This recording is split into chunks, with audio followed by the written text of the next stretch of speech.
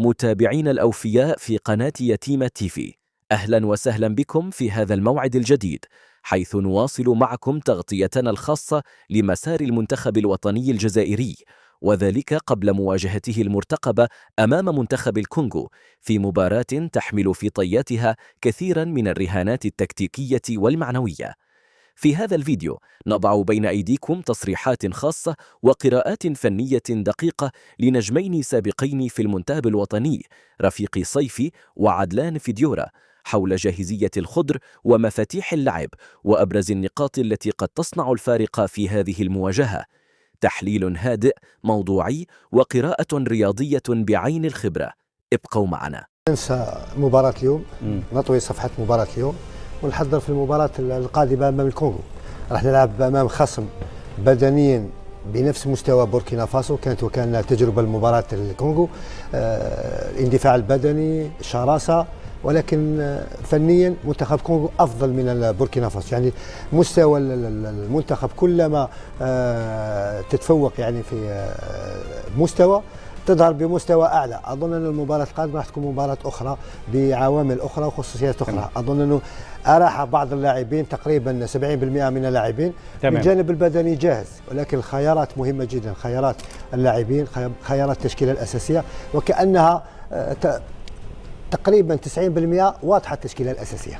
محمدي شكل Justement, avoir du temps de jeu pour les joueurs qui étaient remplaçants, mais en même temps continuer sur ces victoires, donc c'est une bonne chose. Compétition, et ça coïncide avec un changement de gardien, un changement de défense. Mais est-ce que vraiment Mandrea pouvait faire mieux sur ce but? Est-ce que Zidane aurait fait mieux? Voilà, c'est très difficile à dire. De toute façon, l'inspiration de Nsoué là-dessus est fantastique. Le ballon il part en pleine lucarne et c'est très difficile de s'interposer sur cette frappe. Maintenant, c'est vrai que c'est un but qui fait un petit peu tâche sur le match, mais c'est faire la fine bouche que de dire ça va avoir un impact sur le côté positif de cette équipe. Vu le beau but inscrit, on se dit bon, voilà. Là, je pense que cette action, qu'est-ce qu'il peut faire? Il peut rien faire, le gardien. L'équipe même en elle-même ne peut rien faire. Ça, c'est un instinct. C'est le but d'avancement, le but de buteur. Parce que là, de prendre sa chance à l'angle comme ça de la surface. Pour Anis Hajmoussa, il a gagné des points ou pas pour vous, messieurs, pour venir concurrencer Riyad Mahrez?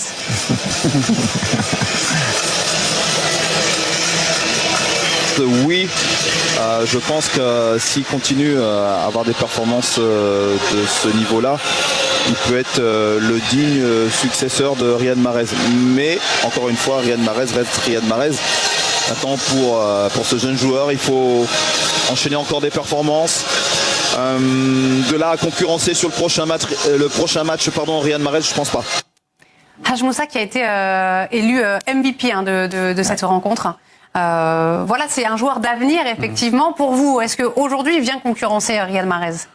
Concurrencer, je pense que légèrement, mais pas forcément pour commencer le match. Riyad Mahrez, comme il a dit, ça reste Riyad Mahrez, c'est un joueur qui porte son équipe, c'est le capitaine, le leader.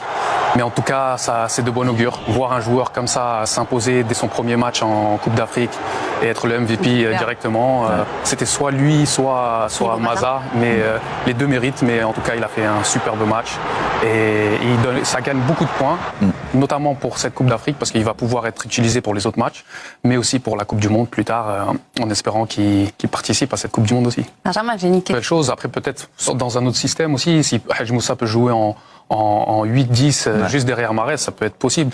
Mais je pense que l'équipe qui va commencer pour le Congo, ce sera Mahrez titulaire et capitaine. Et aussi, si on peut prendre l'exemple de Ronaldo, c'est un joueur qui a évolué dans sa façon de jouer, de changer son style de jeu. Et Riyad, c'est ce qu'il apporte. Il a changé son style de jeu, mais il est toujours aussi efficace. Et dans les bons moments et dans les moments difficiles, il arrive à ressortir justement des prestations de grande classe. Ça reste Riyad Mahrez, l'un des plus grands joueurs, si ce n'est le plus grand joueur d'Afrique.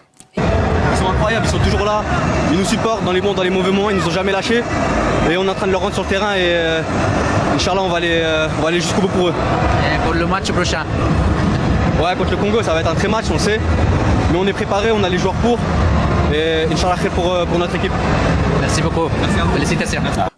Avec cette nouvelle règle qu'il y a une Coupe du Monde à 48 équipes, eh bien, il y a un meilleur troisième et ce meilleur troisième sera déterminé en fonction du classement FIFA. Donc ça va être très intéressant. C'est toujours bien de gagner, même pour la confiance. Mais cet été, avoir cette place de 3e et en étant bien classé, c'est un avantage. Aujourd'hui, c'était notre dernier match dans le groupe. On s'est bien amusé avec tout le monde aujourd'hui. Avec Hadj Moussa, c'est un joueur qui a vraiment des qualités techniques. You said it, you are very serious in this AFCON. Is Algeria a title contender? And what do you think about your next opponent, Est-ce que Congo? l'Algérie peut gagner cette Coupe d'Afrique? Si Dieu le veut, on pourra le faire, mais maintenant le focus c'est sur le Congo. Là on va sortir, c'est une autre compétition, on est en qualification et on espère